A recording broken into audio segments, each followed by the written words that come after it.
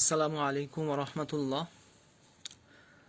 Abrarul Haque Asif unofficial page থেকে স্বাগতম। কেমন আছেন আপনারা সবাই? I hope everyone is well. আশা করছি সবাই ভালো আছেন। আসুন কিছু কথা বলি, তবে তার আগে আপনারা একটু আমাকে ক্লিয়ার করেন যে সাউন্ডটা শোনা যাচ্ছে কিনা ঠিকঠাকভাবে। আপনারা অনেকে ক্যাপশনটা দেখেছেন যে কিডনি দিয়েও কেন মানুষ স্বামীর মন পাওয়া যাচ্ছে না, অথবা পরকীয়ায় বা মানুষ কেন জড়াচ্ছে। আসলে পরকীয়া আমাদের সমাজে একটা বড় ব্যাধির রূপ ধারণ করেছে, বড় একটা রোগের রূপ ধারণ করেছে। And there is no punishment of this crime in our system. আমাদের আদালতে এটার কোনো সিস্টেম নেই, এটার কোনো বিধান নেই। ফলে যার যেখানে যখন যেভাবে মনে চায় সে সেভাবে তার লাইফ পার্টনারকে ধোঁকা দিয়ে বিশ্বাসঘাতকতা করে পরকীয়ার সুযোগ নেয়। এবং পরকীয়ার ক্রাইম কতটা জঘন্য এ ব্যাপারে ইসলাম আল্লাহ তাআলা বলেছেন, ওয়ালা তাকরাবুজ জিনা ইন্নাহু কানা ফাহিশা। জেনা তোমরা করো না। This message is not like that. বরং মেসেজটা হচ্ছে যে জেনা হতে পারে বা জেনার কাছে তোমরা যেতে পারো, এমন কোনো কাজের আশেপাশেও তোমরা যাবা না। কিন্তু আমাদের এখন কি হয়েছে যে জেনা তো দূরের কথা, আমরা এই জিনিসটা আমরা ভাবিই না। ফলে যার যেখানে যখন যেভাবে মনে চায় সে সেভাবে তার লাইফ পার্টনারকে ধোঁকা দিয়ে বাস বিশ্বাসঘাতকতা করে পরকীয়ার সুযোগ নিচ্ছে। ইভেন যেটা হয়েছে যে আল্লাহ তাআলা কোরআনে বলেছেন যে বারবার একটা ওয়ালা তাকরাবুজ জিনা ইন্নাহু কানা ফাহিশা। তোমরা জেনা করো না বা জেনার আশেপাশেও তোমরা যেও না। জেনার কাছে জেনা হতে পারে এমন কোনো কাজের আশেপাশেও তোমরা যেও না। কিন্তু আমরা দেখছি এটা এই কথার জায়গায় মানুষ দ্বিধার সে পরকীয়ার সুযোগ নিচ্ছে। এবং এখানে আরেকটা বিষয় নোটেট করতে যায় যে আমাদের নারীদের মাঝে এমন একটা সিস্টেম হয়ে গিয়েছে আজকে যে স্বামী যদি কিছুদিন বাহিরে যায় বা কিছুদিন কমতি হলে বা কোনো কিছু দেওয়ার ক্ষেত্রে কম বেশি হয়ে গেলে মেয়েরা, সবাই না কিন্তু বেশিরভাগ মেয়েরা কম্পেয়ার করতে শুরু করে দেয়, ডিফারেন্ট অপশন খুঁজতে শুরু করে দেয়। এবং আবার ছেলেদের মাঝে যে সমস্যা আজকাল যেটা, সেটা হচ্ছে যে যে একটা ছেলে যখন তার স্ত্রী অসুস্থ হয় বা প্রেগনেন্সি পেনে ভুগে, ওই যে 2-3 মাস সেটা ও তার ওয়াইফের জন্য যে নিজের চরিত্র ধরে রাখবে বা ওয়াইফের জন্য যে বিশ্বাসটা ধরে রাখবে সেটাও সে পারে না। ফলে ওই 2-3 মাসের মধ্যেই পরকীয়ায় জড়িয়ে যায়। এজন্য আপনারা দেখেছেন রিসেন্টলি যে ফেসবুকে একটা বিষয় খুব নিউজ হয়েছে, সেটা যে একটা মেয়ে তার স্বামীকে কিডনি পর্যন্ত দিয়ে তার জীবন বাঁচিয়েছে, তারপরও সেই স্বামী তাকে থুয়ে আরেকজনের সাথে পরকীয়ায় জড়িয়ে তাকে থুয়ে চলে গিয়েছে। আসলে এটা কেন হয়? আমি যতদূর বুঝেছি বা যেটা আমার কাছে সবচাইতে বেশি মনে হয়েছে সেটা যে স্বামী স্ত্রী পরস্পরের মধ্যে যদি মানসিক শান্তি বা মায়া না থাকে তাহলে পরকীয়ায় মানুষ জড়াতে পারে। ফর এক্সাম্পল, আপনার স্ত্রীর প্রতি আপনার যদি মায়া না থাকে বা মানসিক শান্তি না থাকে, আপনি আপনার স্ত্রীকে আজীবন ভালোবাসতে পারবেন না। এটা সম্ভবই না, কারণ মায়া এটা এমন একটা জিনিস, দেখেন মানুষকে আসলে ধরে বেঁধে রাখা যায় না। মানুষের প্রতি আটকায় একমাত্র মানসিক শান্তি এবং মায়ার দ্বারা। মায়া থাকলে মানুষ অটোমেটিক্যালি মানুষ থেকে যায়। পৃথিবীতে হাজারো এরকম নমুনা আছে যেখানে কোনো স্বার্থ ছিল না, শুধুমাত্র মানসিক প্রশান্তির কারণে, মায়ার কারণে সেই সম্পর্কটা শেষ নিঃশ্বাস পর্যন্ত টিকে গিয়েছে প্রিয় ভাইয়ারা। এজন্য মায়া থাকলে কাউকে দড়ি দিয়ে বাঁধতে হয় না, মায়ার বন্ধনে তাকে আজীবনের জন্য বেঁধে দেয়। এজন্য স্বামী স্ত্রীর প্রতি মানসিক শান্তি এবং মায়া থাকাটা ভেরি ইম্পর্ট্যান্ট আমি মনে করি।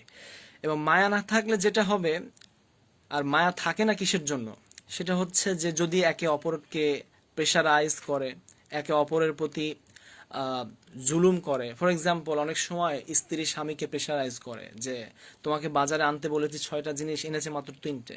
কথা শোনায় যে তোমাকে দেখি ইচ্ছে হয় না, তোমাকে বিয়ে করে আমার জীবন শেষ, অথবা আমাকে এটা দাও, আজকে গহনা দাও, কালকে শাড়ি দাও, অমুকের স্বামী অমুককে এটা দিয়েছে। এই যে কম্পেয়ার করে, এই যে চাপ দেয় স্বামীকে, চাপ থাকলে, প্রেশার থাকলে মানসিক শান্তিও আর থাকে না, মায়াটাও আর থাকে না। অথবা স্বামী স্ত্রীকে চাপ দেয়, হ্যাঁ, উঠতে বসতে গোসল করতে চাপ আর চাপ, প্রেশার। এই প্রেশার থাকলে পরস্পরের মধ্যে মায়া থাকে না, মানসিক শান্তি থাকে না। তো যখন মানসিক শান্তিটা আর থাকে না, তখন শয়তান ওয়াসওয়াসা দেয়, তখন কি হয়, মানুষ পরকীয়ার মধ্যে লিপ্ত হয়ে যায়, যে কেউ দুজনের একজন, অথবা স্বামী অথবা স্ত্রী।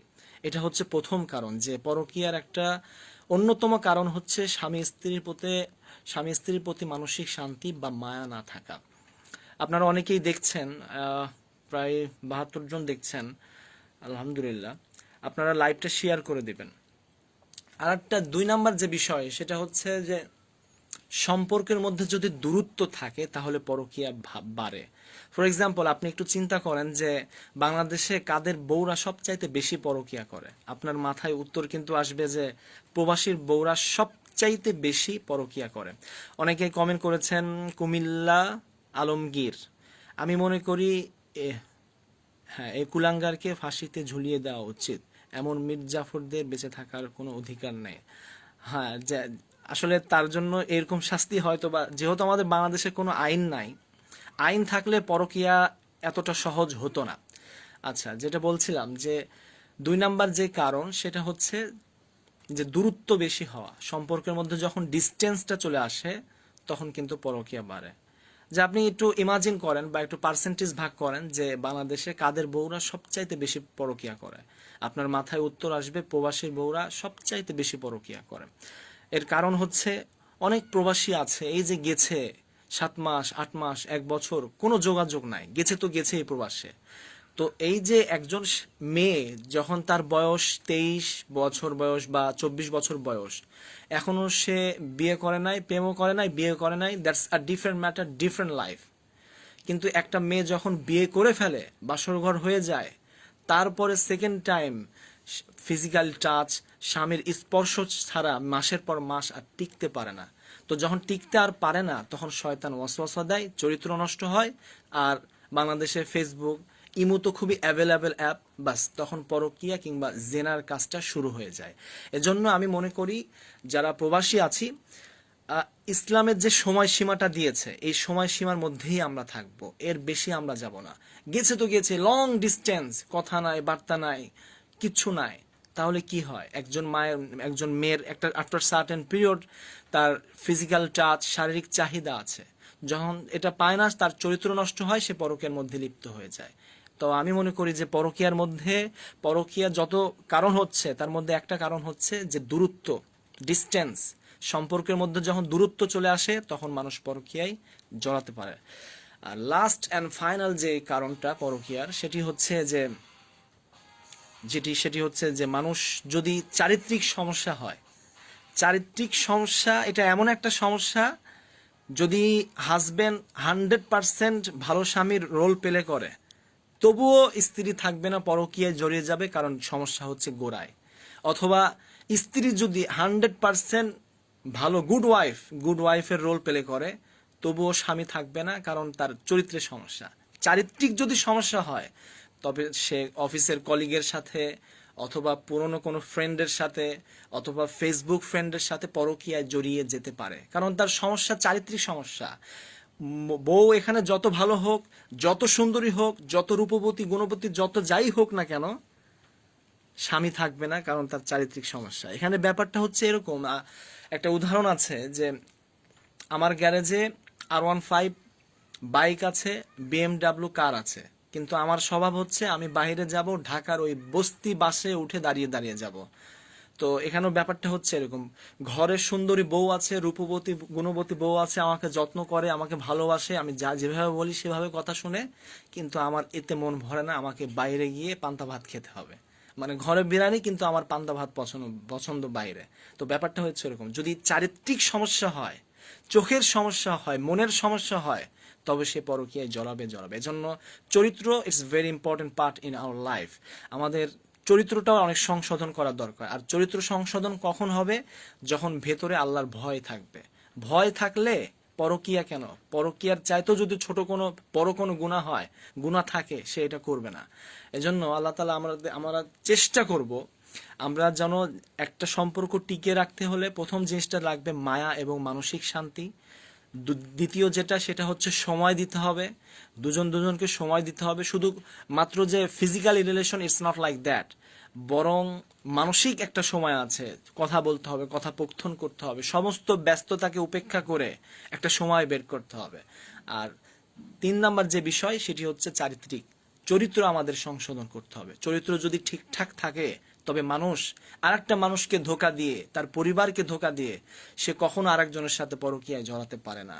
আল্লাহ তাআলা আমাদের বোঝার তৌফিক দান করুক। আল্লাহ আমাদের সবাইকে এই জঘন্যতম অন্যায় থেকে হেফাজত করুক। প্রত্যেকটা কাপলদের সাংসারিক লাইফ সুখী করে দিক। আমিন।